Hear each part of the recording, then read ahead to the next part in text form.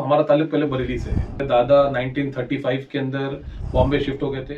8th तक हमारा ऐसा मामला था कि हम 9 में से 8 सब्जेक्ट में फेल हो गए। अच्छा। And he used to work over there as a labour over there. सामने बिठाया और बोले आपका बच्चा इस लायक नहीं है कि स्कूल में पढ़े। बहुत कम पैसे बचते थे कि जिससे हमारा घर चलता था। And in 10th standard I was the topper in the school. Wow, I was the topper. Fees तेरा बाप जिंदा है ना अभी? फीस कौन देगा? तेरा बाप देगा। सऊदी में 2001 से लेकर 2010 तक मैं था। अरे 11 इयर्स फॉर्म रेडी कर लिया। हमारे पास 3000 कॉल्स एक सिस्टम पे आने वाला प्लेटफॉर्म हमने बना लिया था। रोंगटे खड़े हो जाते हैं फिर ये बात बताते हैं आप किसी को। मैं इंट्रोडक्शन दे रहा हूँ। ऑन है? बिस्मिल्लाहिर्रहमानिर्रहीम, अस्सलाम वालेकुम। मैं मोहम्मद आसिफ। डिजिटल इल्म की इस वीडियो में आज हम एक शख्सियत से मिलने वाले हैं। इनका नाम पूरे हिंदुस्तान के अंदर अपनी अलग हैसियत रखता है और इनका काम माशाल्लाह तकरीबन हिंदुस्तान के हर कोने में इनका काम पहुंचा हुआ है। इनका इंट्रोडक्शन हम इन्हीं के ज़बानी सुनते हैं। तो चलिए शुरू करते हैं आज का एपिसोड।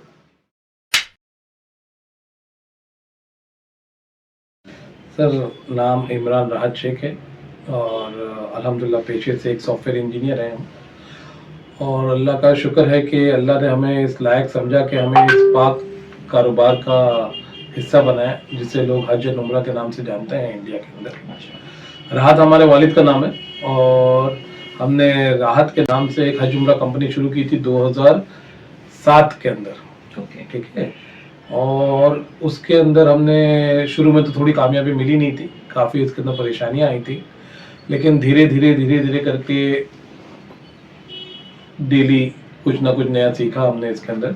और हमने इसके अंदर 2011 के अंदर अल्लाह ने हमें इसके अंदर बड़े ग्रुप से नवाजा और अल्लाह का शुक्र है कि 2012 में हमने इंडिया में पहली बार हमने फ्रेंचाइजी मॉडल लॉन्च किया, एजेंसी मॉडल लॉन्च किया। ये बताएं कि इससे पहले यानी अर्ली लाइफ में आपने ये काम कब से, मतलब उससे पहले आपके बाबा अजदाद या कुछ और पुराने लिंक्स इस ट्रेड में थे आपके? नहीं सर, हमारा जो कारोबार था सबसे पहले तो हमारे जो खानदानी हमारा ताल्लुक पहले बरेली से है।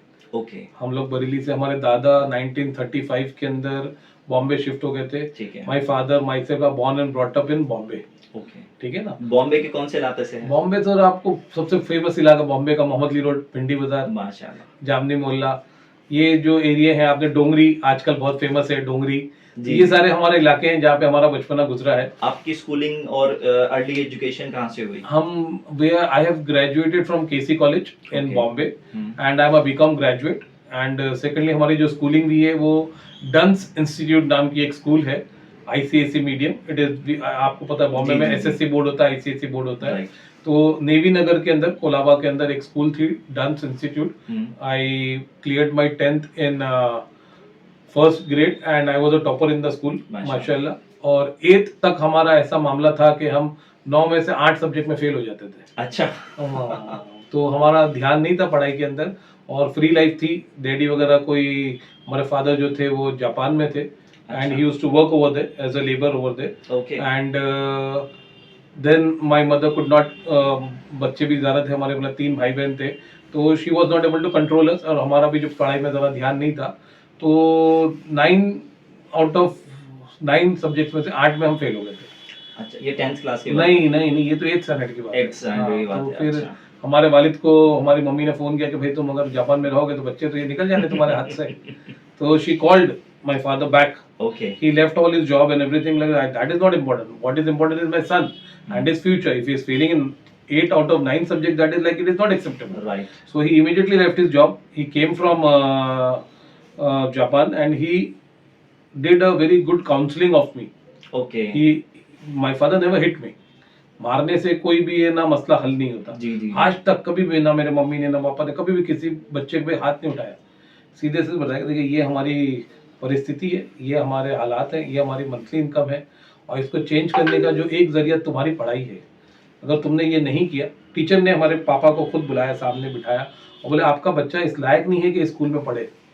This is a ICSE medium and here we have got very qualified parents, very qualified teachers, and the students who are getting out from here, they have got a different league.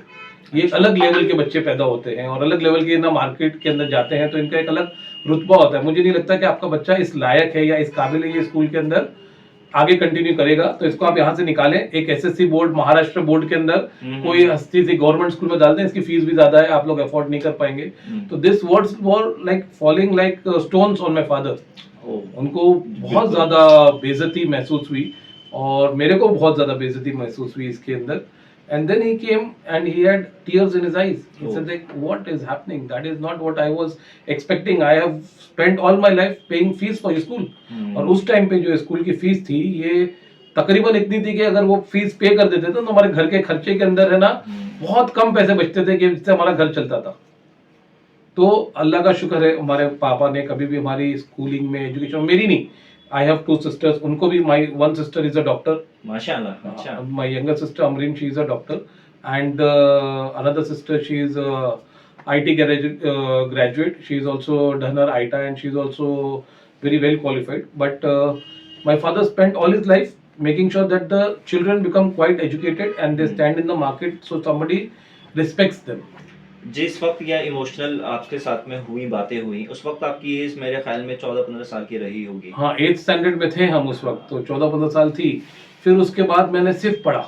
अच्छा, सिर्फ पढ़ा मैंने और कुछ भी नहीं किया। मतलब आप कह सकते हैं कि उस मोमेंट ने आपकी लाइफ चेंज कर दी। लाइफ चेंज हो गई। My teacher called my papa after the school at her home, okay, to give extra piece of advice कि मैंने आपको उधर इतना कुछ नहीं बताया, प्रिंसिपल थी ये थी कि स्कूल से निकाल लो, कि ये टीचर क्यों बोल रही है स्कूल से निकाल लो, ये तो स्कूल का वो नुकसान करने के चक्कर में। तो उसने मुझे, मेरे पापा को घर पे बुलाया और बोला कि भाई इसको आप निकाल लें, आप अपना पैसा बर्बाद नहीं करें, आपका बच्चा जो है ना ये पूरा डम्ब है और ये कुछ नहीं कर पाएगा। बट यहाँ पे मैं आपको कहना चाहूंगा कि जो अपने माँ बाप वो जो होते हैं ना, अपने पापा मम्मा, बच्चों के ऊपर कॉन्फिडेंस नहीं खोना चाहिए। ओके, आप अपने बच्चों को कॉन्फिडेंस दिलाइए। अल्लाह ने उसके अंदर कब क्या कुव्वत डाल देनी है और वो कब किस उसके अंदर चेंज हो जाएगा वो आपको नहीं पता। कॉन्फिडेंस अपने बच्चे में कभी भी आपको खोना नहीं चाहिए। आपके माँ बाप में, आपके मम्मी पापा में अगर जब तक ये एबिलिटी है, ये फीलिंग है कि मेरा बच्चा है, ये चैंपियन है, ये कल कुछ ना कुछ करेगा, तो घर से जब तक ये सपोर्ट मिलती रहनी है ना, तो आपको कोई हरा नहीं सकता दुनिया में, कोई आपको हरा नहीं सकता। तो जब पापा ने मुझे बोला तो उसके बाद में फिर मैंने सब चीज छोड़ दी। दुनिया में क्या हो रहा है मुझे नहीं पता। I did not meet any of my friends, and from 8th standard failing in 9 subjects, I cleared my 8th, I cleared my 9th, and in 10th standard I was a topper in the school. Wow! I was a topper, and all the students were shocked, like he is a black horse from where he has come. And the teacher, the principal, my school teacher, the first thing my father did was took my result and took me to the same teacher who had told that isko nikal lo. She was out of the school, she had retired in that 2 years, but he made sure he found out the address of the teacher and we went from the school directly, we went to the teacher house and he showed, he didn't enter the room of the teacher from outside. You told 2 years back that my son is not qualified for the school, he's a topper in the school, so I think you are not a good teacher. Kya baat hai. I am a good father. Right. I didn't lose confidence in my son. You lost confidence in your student. So please, next time, be very sure of whom you are speaking, and you are not here to demotivate a child. You are here to motivate a student. So what you did was wrong. What I did was right. So I just came here so you don't speak such words to another student. Right. So this is the result. So that was a life-changing moment, and after that I joined computer classes, and my father enrolled me into IT. He said the IT was on a boom. Everybody was doing IT. Everybody was doing IT. कौन सा साल चल रहा था उस वक्त? 95, 96 की बात बता। 95, तो जस्ट इंडिया में इंटरनेट आया ही था। पहुंचा भी नहीं था, सिर्फ एलीट क्लास के पास एलीट क्लास के। तो हमने एप्टेक कंप्यूटर एजुकेशन ज्वाइन की माशाल्लाह, और वहाँ पे अल्हम्दुलिल्लाह उसकी फीस इतनी ज़्यादा थी, डैडी बोले के, और कॉलेज में हम तो टॉपर थे स्कूल के, तो KC college took me on the first interview. Okay, direct interview, direct admission, no interview, no nothing, top of the school, directly entry. तो उसकी फीस भी बहुत ज़्यादा है। केसी कॉलेज नामचीन कॉलेज है बॉम्बे का, KC, HR, Jai Hind, this are the top colleges of Bombay. Right. तो उसकी फीस एक तो इतनी ज़्यादा, अब उसके बाद में फिर डैडी बोले यार ये खाली पढ़ाई लिखाई से काम नहीं होगा, कोई हुनर होना चाहिए तुम्हारे हाथ में। जब तक हुनर नहीं होगा तो तुम क्या बनोगे, clerk? Right. What you will become? पढ़ लिख के आप क्या करोगे? So you have to have some qualification. So then he enrolled me into computer classes. उसकी फीस इतनी ज्यादा थी, हमारा एक ना, हमारी हिस्ट्री बहुत अच्छी थी, रईस थे हम, एक खानदान, हमारे जो दादा थे हबीबुल्ला एंड सन्स का नाम चलता था। बट माशाल्लाह हमारे हबीबुल्ला एंड सन्स के जो दादा की हमारी 4 शादियां हुई थी और 22 बच्चे थे माशाल्लाह। तो जब हिस्से बकरे हुए दादा के, वो तो आपको पता ही है, तो हाथ में कुछ आया नहीं, तब चलेगा 50,000 रुपए आए डैडी के हाथ में, अब उससे क्या कारोबार करेंगे? तो what he faced the problem, he didn't wanted me to face, right, कि भाई अभी ये मैं तो 50,000 में क्या करूंगा, छपड़े बाकड़ा लगाऊंगा छोटा सा, या इसको पैसे खर्च करके आउट ऑफ इंडिया चले जाऊंगा, इधर जाके मेहनत करूंगा। तो वही किया उन्होंने। फिर जब आए तो बोले तो मेरी लाइफ बहुत संघर्ष में गुजर रही है, ऐसा मेरे बेटे की नहीं होना चाहिए, तो he should have a qualification, लोग उसके पास आना चाहिए, वो किसके पास क्यों जाएगा काम करने के लिए, राइट। तो देन ही मोटिवेटेड मी, और फिर जो फीस होने लगी महीने की वो इतनी ज्यादा कि वो कमर टूट गई। तो फिर देन अल्हम्दुलिल्लाह Aptech came up with scholarship programme कि जो इसके अंदर टॉप करेगा उसको फीस माफ। अच्छा, क्या बात है। तो अल्हम्दुलिल्लाह उसके अंदर मैं सेकंड आया। अच्छा, सेकंड आया, फर्स्ट नहीं आया, कोई 0.75 का कुछ फर्क हुआ। संतोष एक नाम का बंदा था हमारा सीनियर था, वो फर्स्ट आया, उसकी पूरी फीस माफ होगी। मैं सेकंड आया, मेरी 50% माफ हुई, जो थर्ड आया उसका 20% माफ हुई। लेकिन जो सेकंड आया उसकी 50% माफ हो गई, वो बहुत बड़ा रिलीफ था। मैंने हर महीने 8,000 रुपए की जगह 4,000 जा रहे हैं, तो 4,000 घर के खर्चे के लिए लग गए ना। तो अल्हम्दुलिल्लाह that was my journey, and after that I went to Saudi Arabia. I was working as a database administrator in Ghurfat Ijariya, that is Chamber of Commerce, Saudi Arabia का जो Chamber of Commerce, उसमें मैंने 11 साल job किया। गुरफत इजारिया के अंदर Saudi Arabia Riyadh उलैया। वहां पे एज अ क्या जॉब प्रोफाइल थी आपकी? Database administrator. I used to take care of the database. उस टाइम पे ओरेकल चलता था, आप अगर जानते हैं, ओरेकल 2000 और ओरेकल 2001 में मैं गया था। तो एसक्यूएल 2000 ओरेकल, इसके ऊपर हम लोग काम करते थे, उसका पूरा डेटाबेस देखते थे। फिर they introduce IVR telephony. IVR telephony press 1 for 0, press 2 for this. तो उसकी ट्रेनिंग के लिए मुझे, हाँ, वो उसका जो इवन का कार्ड होता है, उस कार्ड की कीमत होती है $10,500, जिसके ऊपर एक इवन कनेक्ट होता है। एक इवन के अंदर 30 लाइंस होती हैं। तो this system was newly introduced into Saudi Arabia and by कफिल। वहां पे कफिल system, you know what is a कफालत system, right. He wanted us to implement it. Sir ये साल कौन सा चल रहा था? 2001 के अंदर आप सऊदी में पहुंच चुके थे? मैं सऊदी पहुंच गया था। नाइस। और उस टाइम पे मेरी उम्र जो थी ना 17 साल थी। आई रिमेम्बर 17 साल के अंदर वीजा नहीं लग रहा था। वीजा वाले ने जो वो मेरा वीजा आया तो बोले 18 साल कंप्लीट होना चाहिए, तो 17.5 साल है तो बच्चे है। तो फिर मेरे Kafeel, because in the interview I was very, और मैंने इससे पहले मैंने अपना बिजनेस शुरू कर दिया था। अच्छा, हाँ, 95 के अंदर मैंने ग्रेजुएशन कंप्लीट किया, ये सॉरी स्कूलिंग कंप्लीट किया 95 में। 2000 के अंदर मेरा कॉलेज कंप्लीट हो गया, राइट, आफ्टर 5 इयर्स, राइट। 97 में मैंने अपना बिजनेस शुरू कर दिया था। सॉफ्टेक सॉल्यूशंस नाम की कंपनी थी। क्योंकि my father always wanted me to do business, मतलब जॉब नहीं करनी, क्योंकि he had done the job, right, कि वो इतना घंटे काम करना, फिर इतनी मेहनत करना। ये बोले कि नहीं, जॉब नहीं करे, तू अपना खुद का काम चालू कर। मैंने जब कंप्यूटर्स भी सीख लिया तो भी बोले जॉब मत कर, अपना खुद का चालू कर। तो we used to book domains, we used to take web spaces. उस टाइम के ऊपर जो है ना डोमेन्स का बहुत क्रेज था। हर आदमी चाहता था कि मैं ज्यादा से ज्यादा डोमेन खरीद लूं, कल ये बूम हो जाएगा। अच्छे अच्छे नाम लोग खरीदते थे। रोल्टा नाम की एक कंपनी थी, अच्छा, रोल्टा, ROLTA, वो लोग डोमेन के पैकेजेस बेचते थे। तो वी स्टार्टेड दैट। अल्हम्दुलिल्लाह डैडी के एक फादर की जगह खाली। 1997 यू स्टार्टेड डोमेन ट्रेडिंग और सॉफ्टेक सॉल्यूशन के नाम से आपने कंपनी चालू कर ली। हमने अपनी खुद की, कोई हमारा काम तो दे नहीं रहा था जी, तो हमने बोला खुद तो काम दिखाना पड़ेगा ना मार्केट में जी। तो KGN786.com, oliahind.com, hajiali.com। तो डोमेन आपने ओलिया हिंद 97 में ले लिया था। वाओ। KGN 786 हमने लिया था उस टाइम पे, हाजिरी, क्योंकि हम चाह रहे थे हम अपना काम दिखाएं, किसके ऊपर क्या काम बनाए, किसकी वेबसाइट बनाए। हमारे फ्रेंड सर्कल में कोई था नहीं, तो हमने ऐसी फेमस चीजों की बनाते, दरगाहों की बनाते, ताकि आदमी को समझ में आए कि भाई ये ऐसा काम कर सकते हैं। उसके नीचे हमने लिखा सॉफ्टेक सॉल्यूशन, राइट। और फिर हमने उसको जो है मार्केट में पब्लिश किया कि भाई ये देखिए हमारा काम ये है, हमने ये बनाया, और फिर उधर से काम मिलना चालू हुआ। इमरान साहब, जैसे मैं 97-98 की बात कर रहे हैं तो टू अर्ली हो गया इंडिया के लिए। इंस्पिरेशंस कहाँ से आई आपको ये टेक वर्ल्ड के अंदर घुसने की, या फिर आप किन लोगों को देखते थे या किन से आप प्रभावित होते थे? कुछ भी नहीं था सर, अल्लाह ने कराया सारा काम। अच्छा। अल्लाह ने कराया, हमें तो कुछ नहीं पता था। 95 के ना इंटरनेट क्या था, कंप्यूटर क्या था, कुछ नहीं पता। हमारा एक दोस्त होता था अफान, छोटा सा था, बटका सा, हमारा कलीग था। 95 हमारे एग्जाम्स खत्म हुए थे और हम पार्टी करने गए, बच्चे लोग गए थे ना, 5 खत्म गया था, समोसा खाएंगे, ये खाएंगे, हम लोग बाहर गए। फिर उसको पता था कि अफान को, ही वॉज क्लियर कि भाई मेरे को आईटी में जाना है। उसका बड़ा भाई जो था अच्छा वो यूएस के ना कहीं पे जॉब करता था। ओके तो उसने उसको बोला हुआ था कि यार तू ये कोर्स कर ले, नया नया आया है और ये तुमको मिल जाएगा। फिर वो गया मेरे साथ अच्छा उधर वीटी बॉम्बे में एक जगह है अच्छा। फाउंटेन, उधर सामने एक एप्टेक का नया नया इंस्टीट्यूट खुला था, बहुत बड़ा और बहुत हाई फाई। हम लोग की तो इतनी वैल्यू भी नहीं थी, हम लोग इतने ना सोच भी नहीं सकते थे कि इतने बड़े इंस्टीट्यूट के अंदर हम लोग एडमिशन लेंगे। तो हम उसके अंदर ऐसे ही गए थे देखने के लिए कि चलो भाई घूम के आते, एसी के अंदर बैठेंगे, थोड़ा घूमेंगे फिरेंगे। 10 साल की उम्र के अंदर आदमी 10th पास किया हो तो उसकी एक एज ऐसी होती है।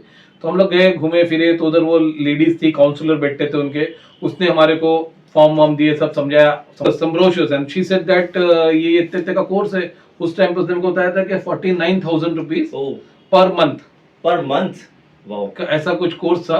तो मैंने लिया, मतलब हम तो 4,000 की फीस भर नहीं पाएंगे, 4,000 नहीं भर सकते, 40,000 तो बहुत दूर की बात है। लिया, कैजुअली बैग में डाला और चले गए।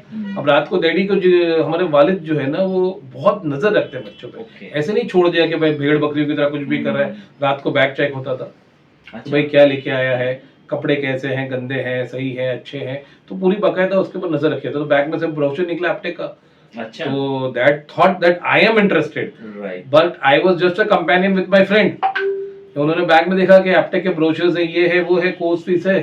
तो आई, डैडी पूछे क्या है बेटा ये, तो बोला वो गया था मैं साथ में, तो ये बोले तुमको अच्छा लगा? बोला अच्छा तो लगा लेकिन इसके पैसे तो बहुत है। तो तेरे को अच्छा लगा क्या, करेगा? मैं बोला करेंगे। क्या हुआ? तो बोले फीस, मैंने बोला फीस कौन देगा? बोला फीस तेरा बाप जिंदा है ना अभी, फीस कौन देगा? तेरा बाप देगा, मैं दूंगा। मैंने बट बहुत ज्यादा है। बोले वो ज्यादा कम छोड़ दे, तेरे को करना है ना? तो हाँ मेरे को तो करना है। तो he went over there, spoke to the counsellor and he made sure that we got EMI on that कि भाई तुम 40 मत लो, थोड़े थोड़े कम ले लो, 10 ले लो, 15 ले लो, 5 ले लो। हम तुम्हारे को तो 1 साल में की जगह हम तुम्हारे को जो है 2 साल 3 साल में कर देंगे। और हम छोटा कोर्स नहीं लेते, 5 साल वाला कोर्स लेते हैं, बड़ा कोर्स ले लेते हैं, तो पैसे भी ज्यादा हो जाएंगे हमारे को, थोड़ा सा तुम सहूलत दे दो। Counsellor agreed, the counselor agreed. That's how I got into computers. Nice. And when I saw that my father is paying so much through his noses for this cost, I had to give my 100%. तो फिर हमने ना Sunday देखा, ना Saturday देखा, ना Monday देखा, 12-12, 14-14, 18-18 घंटे कंप्यूटर में घुस गए। अच्छा ऐसा घुसे तो फिर हमारे को तो सब अंदर बाहर सब हो गया। तो सऊदी के अंदर जो आपकी जॉब लगी थी तो वो out of this educational background? I had an interview, somebody had come from Saudi Arabia and they were looking for this. My father used to have a lot of friends from this manpower industry because he also had traveled before. तो एक का phone आया कि भाई देख Saudi के लिए अच्छी कंपनी है, गुरफत तिजारी, इतनी बड़ी कंपनी है, तेरे को पैसे अच्छे मिलेंगे, तेरे बच्चे को डाल दे। तो बोले वो जॉब वॉब नहीं करवाना उसके, बोले छोड़ जॉब वॉब छोड़, मक्का मदीना देखेगा। That was the first instant when Nasir Bhai was a manpower consultant. He came to my father. He said that कुछ मत कर यार, 6 महीने 8 महीने जाएगा, हज उम्रा कर लेगा, वापस आ जाएगा, बच्चा छोड़। So with that intention I went to Saudi Arabia. Okay. And that is how I came into this field. जब हम पहली बार काबे को देखा तो हमने बोला भाई बस यही है, आगे कुछ नहीं है। मदीना देखा तो बोले भाई यही रहना है, इसी की खिदमत करनी है। इसी की खिदमत करनी है, और कुछ नहीं है दुनिया में। मदीना है और मक्का है, बाकी सब तो फानी है। सही। दज्जाल भी आएगा तो यहाँ पे नहीं आएगा। क्या बात तो है। यहाँ पे घर बना लो, यहाँ पे एक अड्डा बना लो, तो तुम्हारी आखिरत भी सुधर गई, दुनिया भी सुधर गई। तो that is how I went into this field. Okay. Saudi के अंदर कितने साल रहे आप उसके? सऊदी में 2001 से लेकर 2010 तक मैं था। अरे 11 years 11 years I spent over there and working in the same company. And over there also there were a lot of challenges. Saudis say something, they don't keep their promises. हमारे को लेके गए 4,500 रियाल की तनख्वाह पे, वहाँ पे दे रहे 1,500 रियाल तनख्वाह। अच्छा। I said what is this? इतना तो मैं इंडिया में कमा लेता हूँ भाई, तू मेरे को समझ के आ रहा है। I have my own business. इतने तो मैं ना दिन में कमा लेता हूँ, 1,500 रियाल तू दे रहा है मेरे को। तो बोले नहीं, दिस इज हाउ 7-8 बंदों को लेके आया था, बोले कि इतने पैसे देंगे आपको। You cannot trust those people.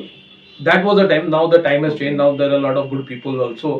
But उस वक्त फिर then I said कि भाई देख मेरे को ये पैसे तेरे नहीं चाहिए, ठीक है, मैं इस पे आया नहीं हूँ, मैं ये लूंगा नहीं। But you are also right, तेरे को लग रहा है कि ये तू भेड़ बकरी में 8-10 लोगों को उठा के लेके आया है, तो इमरान भी इनमें से एक है ना। तेरी ज़हनियत भी सही है, तू भी सही है, ये बेवकूफ है, ये बेवकूफ है, ये बेवकूफ है, तो समझा मैं भी बेवकूफ। You take my interview and you let me work 3 months 3 months probation period. तू 3 महीने मेरे को 300 रियाल दे, खाली मैं खा लूं। That was what I told him, my कफिल मोहम्मद नसार। अच्छा 3 महीने तू मेरे को तनख्वाह मत दे, मेरे को नहीं चाहिए तेरे पैसे, 300 रियाल दे ताकि मैं घर का खाना वाना खर्चा वर्चा कर लूं, होटल में खा लूं। 3 महीने के बाद तू मेरे को बता कि तनख्वाह क्या देगा, क्योंकि मैं भी अपना टिकट वीजा लगा के आया था ना, मैं कहीं के लिए वापस ले आऊंगा। उस टाइम पे टिकट वीजा के भी कैसे अच्छे थे और मैं आया था, मेरे को अपने ऊपर कॉन्फिडेंस था। उसने बोला था ये वेबसाइट बनाना है, ये डोमेन करना है, ये डेटाबेस बनाना, तो हमारे भाई हाथ का खेल है। बोला तू 3 महीना देख ले, बाद में मुझे बताना ये तनख्वाह देगा, और नहीं देगा तो कोई बात नहीं, मुझे 3 महीने के बाद में 1500 के हिसाब से 4500 रियाल दे देना, मैं इंडिया चले आऊंगा। तो then I started my work. अल्हम्दुलिल्लाह I was one of the best, because मैंने तो उसको खोल के भी किया था, कंप्यूटर्स को, डेटाबेस एडमिनिस्ट्रेशन, ये वो तो मेरे भाई हाथ का गेम था। आफ्टर 3 months ही give me 4500 riyal salary. Okay okay, and within 2 years I was at a salary of 10,000 riyal. माशाल्लाह अल्हम्दुलिल्लाह। And within 5 years I was 2% partner in the same company. क्या बात है। I was 2% partner in the same company. So यहाँ पे कुछ सीख आप अपने, जैसे जो जो बच्चे कंपनीज ज्वाइन करते हैं, कोई अच्छे ग्रुप को ज्वाइन करते हैं, उनके लिए क्या कहना चाहेंगे? क्योंकि अभी अभी right now we are sitting in 2024, बच्चों का माइंड है ना इतनी जल्दी सेट चेंज होता है कि कोई कंपनी अगर किसी ने अच्छी जॉब मिल गई, कुछ बढ़ गया, तो वो फटाफट से दूसरी कंपनी, तीसरी कंपनी जंप करने लगते हैं। Jumping is not a good idea. Okay jumping is not a good idea. पानी अगर पत्थर पे पड़ता रहे ना तो वहां पे भी छेद कर देता है। बिल्कुल लगातार एक ही वक्त में, एक ही टाइम पे, एक ही जगह पर अगर आप मेहनत करेंगे ना तो वहां से आपको रिजल्ट मिलेगा। First of all I wanted to tell कि आप जिस भी कंपनी में जॉब कर रहे हैं तो वो इतना काम मत करें जितना आपको सैलरी मिले। आप ये से हमको 5,000 मिला तो मैं 5,000 का ही काम करूंगा। Right. आप अपनी स्किल्स खराब कर रहे हैं इसके अंदर। हम जिस कंपनी में काम कर रहे थे, जब काम भी कर रहे थे तो सैलरी तो हमारी कम ही थी, 300 रियाल थे। हमें पता नहीं था कि हमें आगे मिलने वाले नहीं मिले, लेकिन हमने काम इतना करके दिखाया कि वो इतना मुतासिर हो गया कि बोले बस इमरान ही है, ये है तो मेरी कंपनी है, ये नहीं तो मेरी कंपनी नहीं। तो इसलिए इसने मुझे इतनी ग्रोथ दी, इतनी ग्रोथ दी, इतनी ग्रोथ दी, 2% पार्टनर बना दिया।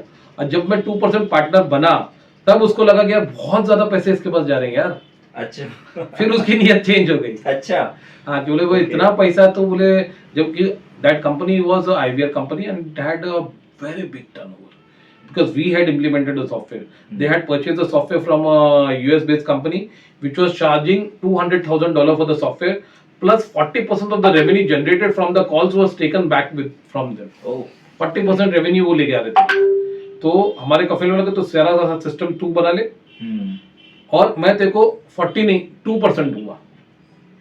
तो उसके लिए तो 40 का 2 हो गया, 38% बच गया उसको। $2 लाख जो उन्होंने खर्च किए थे सॉफ्टवेयर के ऊपर वो भी बच गया। उससे पैरेलल दूसरा सॉफ्टवेयर खड़ा किया। ऑफ कोर्स उसने मुझे ट्रेनिंग दी। राइट, वो ट्रेनिंग नहीं देता तो हम नहीं कर पाते, ठीक है ना। तो उसने मुझे दुबई भेजा, उसने मुझे यूरोप भेजा, उसने मुझे जर्मनी भेजा, उसने मुझे ना कार्ड्स की नॉलेज दिलवाई, उसने मुझे ना काफी कोर्सेज दिए जो मैंने ऑनलाइन भी किए और इधर भी किए। एंड देन अल्हम्दुलिल्लाह आई वाज। और इधर भी मैं बताना चाहूंगा आपको कि इल्म सब कुछ नहीं होता, माँ की दुआएं भी होती है। क्या बात है, बहुत। क्योंकि आप है ना कितने भी बड़े पढ़े लिखे हो जाओ, कितने भी बड़े आलिम हो जाओ, अगर आपकी माँ आपसे नाराज है, आपके वालिद आपसे नाराज है, आपका कुछ होने जाना है नहीं। आपने दुनिया की सारी किताबें पढ़ ली हैं, लेकिन रिजल्ट आपको नहीं मिलना है। रिजल्ट आपको वही मिलेगी माँ के कदमों की धूल से। क्या बात है। जब हमने ये सारा सॉफ्टवेयर पढ़ लिया और अब हमने प्लेटफॉर्म रेडी कर लिया, हमारे पास 3000 कॉल्स एक सिस्टम पे आने वाला प्लेटफॉर्म हमने बना लिया। और फाइनली हम जब उसको लॉन्च कर रहे थे ना, तो जब वो लॉन्च होता था रोंगटे खड़े हो जाते हैं। फिर ये बात बताते हैं आप किसी को, और ये बताते नहीं हो तो आप माशाल्लाह बात निकली है तो निकली है जी। वो सिस्टम चालू होता था, विद इन 5 सेकंड सारी कॉल ड्रॉप हो जाती थी, बंद हो जाता था। सब चीज सही चल रही थी, सब चीज सही चल रही थी, एवरीथिंग। कोई एक फंक्शन में एक डॉट की मिस्टेक नहीं थी। I was there. There was one person called Gerald from Philippines. Okay. वो दोनों मिलने, वो हार्डवेयर देख रहा था, हम सॉफ्टवेयर देख रहे थे। And we had built a complete software. Even की लाइन ऊपर टेरेस पे जाके देख रहे हैं, वायरिंग में कुछ प्रॉब्लम है, इधर कोई प्रॉब्लम, कोई चूहा काट कर रहा है कि क्या कर रहा है। सॉफ्टवेयर सारे चेक कर लिए। 6 दिन हो गए, 6 दिन से सोए नहीं, खाए नहीं, पिए नहीं, और आंखें लाल हो गई। हो नहीं रहा, हो नहीं रहा, हो नहीं रहा। मतलब वो एक 8 महीने की कंटिन्यूस मेहनत के बाद में पूरा सिस्टम डाल दिया।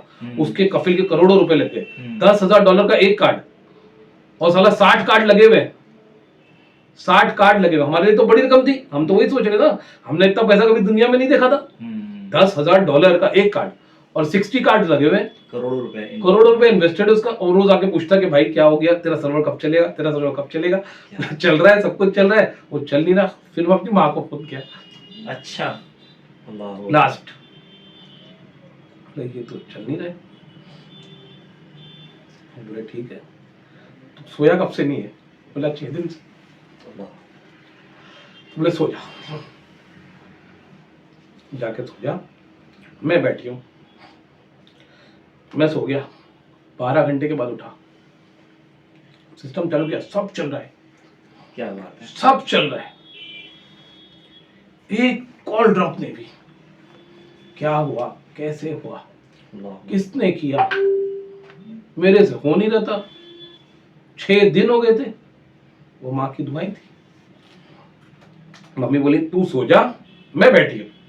वो कहाँ बैठी हूँ, क्या कर रही है, आई डोंट नो। लेकिन आप कितने भी बड़े बन जाओ, कितना भी आपके पास नॉलेज आ जाए, जिसने अपनी माँ की इज्जत नहीं की, जिसने अपनी माँ की दुआएं नहीं ली, वो कभी कामयाब नहीं हो सकता। और हो भी गया तो किसी फायदे की नहीं है वो कामयाबी, किसी फायदे की नहीं है। आप करोड़ों रुपए रख लो अपने जेब में, अपने बैंक में 500 करोड़, 5000 करोड़, ऐसे फिगर्स बहुत देख लिए। लेकिन जो सुकून माँ के पैर के ऊपर बैठने के ऊपर, जब माँ सर में तेल लगाती है बैठ के रात को, तो जो सुकून और ठंडक मिलती है ना, लाइफ में कहीं नहीं मिलती। दुनिया की ऐसी कोई जगह नहीं जहाँ पे हम गए नहीं, ऐसे कोई काम नहीं है जो हमने किए नहीं। हर शहर में हमारा घर है, बंगले हैं, सब कुछ है, लेकिन जो सुकून माँ के कदमों में है ना, कहीं नहीं। तो ये आज की पीढ़ी को समझना चाहिए कि पढ़ाई ऑफकोर्स इम्पोर्टेंट है, मेहनत ऑफकोर्स इम्पोर्टेंट है, इसके बिना आपको कोई कामयाबी मिल नहीं सकती। लेकिन इस सब में इतने दूर मत चले जाओ कि अपने माँ बाप को पीछे छोड़ दो। माँ बाप को साथ लेके जाओ, माँ बाप के साथ अपना ताल्लुक कभी खत्म मत करो, क्योंकि कहाँ पे अटकोगे तो फिर माँ की दुआएं बचा के लेके जाएंगी। मूसा अलैहिस्सलाम को अल्लाह की तरफ से वही आती थी जी। पहाड़ पे जब चढ़ते थे तो एक बार लड़खड़ा के गिर गए, तो अल्लाह की तरफ से वही आई। मेरे पढ़ा था मैंने कहीं पे कि मूसा संभाल के चल, तेरी माँ नहीं है जिसकी दुआओं से तू बचता था अब तक, अब तेरी माँ पर्दा कर गई है। क्या बात है कि हर लड़खड़ाहट पे माँ की दुआएं आड़े खड़े हो जाती थी। तो ये माशाल्लाह अल्लाह का शुक्र है, अल्हम्दुलिल्लाह कि हमारे माँ बाप, और ये बहुत अच्छी बात है। और ये मैं अपने आप को लकी समझता हूँ कि दुनिया में कोई भी है ना मेरे से ज्यादा लकी है नहीं, क्योंकि आज मैंने जो भी कमाया, जो भी किया, आज मेरे वालिद, मेरी वालदा जिंदा है मेरी कामयाबी को देखने के लिए, माशाल्लाह। वरना लोग कमा के माँ बाप के जाने के बाद उनको कामयाबी मिलती है।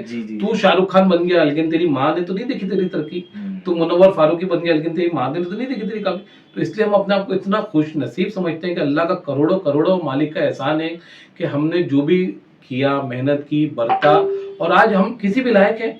अल्लाह ने जिस लायक भी बनाया हमारे को, तो हमारे वालिद वालदा हमारे साथ है। उन्होंने हमारी कामयाबी को देखा, हमारे गिरने को देखा, हमारे उठने को देखा, और उनकी दुआएं हमारे साथ थी। और आज हम जो भी हैं अपने माँ बाप की दुआओं की वजह से हैं।